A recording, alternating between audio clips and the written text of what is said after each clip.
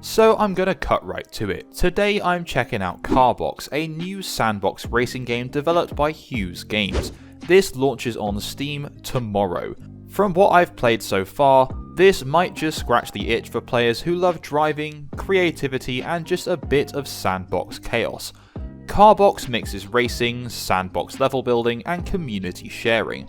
The central concept is simple, but promising.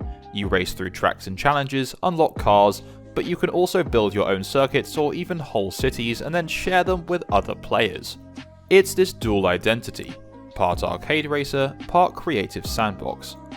That really gives Carbox a chance to stand out. Instead of a linear race after race, it offers something more open-ended. So before we jump into things, I just want to give a massive shout out and thank you to the developers of this game, Hughes Games, for giving me a review copy of this game so I could show you guys what this game's all about before the game actually releases.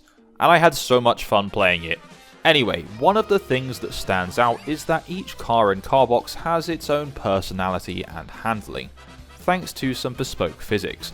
That means you're not just driving cookie cutter vehicles, they're actually different cars with different feels, depending on terrain and environment. This variety encourages some experimentation. Desert tracks might push you to treat cars like off-road beasts, but the tight city circuits might reward finesse and control. And I'm not the best driver in the world, but there was some satisfaction here. I could see players enjoying finding a vehicle that feels just right for their driving style. But Carbox doesn't just stop there at basic racing. There are multiple modes and gameplay types, including your traditional time missions and challenges, which is how you unlock new cars and earn trophies. The game also has a lot of achievements, by the way, for those of you who like achievement hunting, like myself. Anyway, there's a taxi challenge where you pick up and drop off passengers, which is like a crazy taxi minigame twist that adds some flavour beyond just pure racing. There's also a police chase mode where you try to outrun the cops, just adding a little more drama to your driving. Not my favourite mode because I have so much trauma from playing Need for Speed on this channel, but still, a cool addition nonetheless. You also have a health bar in some races, so if you do bounce into too many buildings or crash into traffic, you will just simply die. And in certain events, there's also a fuel gauge where you have to pick up gas to keep going, so again, if you run out, you'll just stop and it'll be game over and you'll have to try again. There can be a lot of traffic, or there could also be no traffic, and there's a day-night cycle which really makes the cities feel alive. There's been a lot of thought and care put into the pre-existing levels in the game, and I'm really excited to see what players can build up in the Sandbox editor.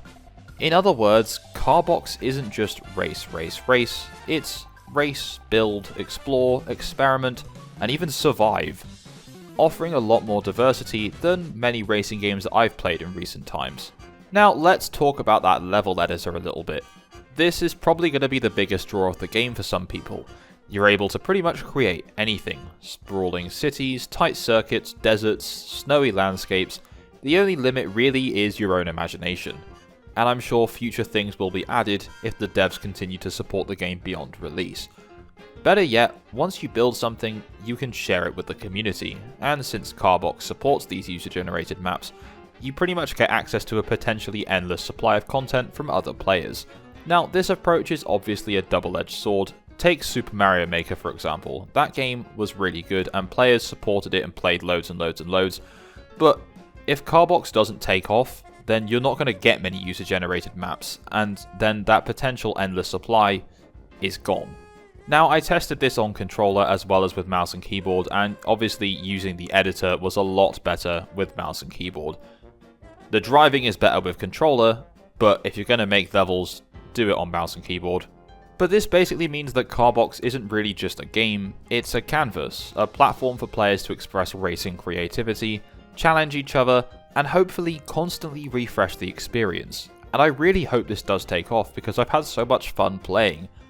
For me, Carbox hits a sweet spot. It offers freedom, where you don't have to stick to the existing tracks, you can build something you want instead. It encourages experimentation with some unique car handling, multiple modes, and creative building. No two sessions have to feel the same when you're playing. And this game appeals to both racers and creators. So I'm more of a racing person and I'm definitely not that creative, so whether you want pure driving fun, or you want to build cities and maps, this game will probably appeal to you either way. and it certainly has some social potential. With some decent multiplayer, leaderboards, shared maps, there's room to compete, collaborate, or just enjoy other people's creations. If it's done right, I could see Carbox becoming a nice community-driven sandbox, part racing game, part toy box. Now visually, I think Carbox looks really nice. It's got a certain cartoony aesthetic to it that really complements what the game's going for. I really like these little compressed cars, because they kind of remind me of the car designs from Road Trip Adventure, or the Koro Q franchise, should I say. But yeah, the buildings look nice, the environments look nice, the lighting is good, the car models themselves are charming. Basically, this game just looks really nice. And I'm not gonna lie, there's actually some decent challenge to be found here. Some of the pre-existing levels made by the developers have some pretty tight times that you may need to go back to once you unlock some faster cars, because I really struggled early on to get all the gold medals. But again, maybe that's just a classic Cledge skill issue. The game has a really nice balance between arcade style driving, some more serious challenge modes, and creative building. So overall, I'm having a good time. Basically what I'm trying to say is, I am impressed. Carbox doesn't try to be just another racer, it tries to be a hybrid, a playful creative driving sandbox. And in a genre often dominated by strict circuits and structured progression, that feels refreshingly different. And if we're being real, 2025 hasn't exactly been the best year for racing games in terms of new releases. So for me, it's been quite nice to play something that's actually really good. Basically, this is what Recreation was trying to go for with that whole sandbox vibe, except this just works so much better. If you enjoy games where you can both drive and create, or just love messing around in sandbox worlds, Carbox could absolutely be worth picking up. So if you enjoyed this first look at Carbox, or maybe you already tried the demo, drop your thoughts about it in the comments. What kind of maps would you build? What modes are you most excited about? Just share it all in the comments down below. Thank you very much for watching. If you enjoyed this video, please don't forget to leave a like, and if you haven't done so already, subscribe and tap the bell for notifications to stay up to date with my future uploads. A massive shout out to my Patreon subscribers for the continued support, and all I really have left to say is, thanks again, and bye-bye.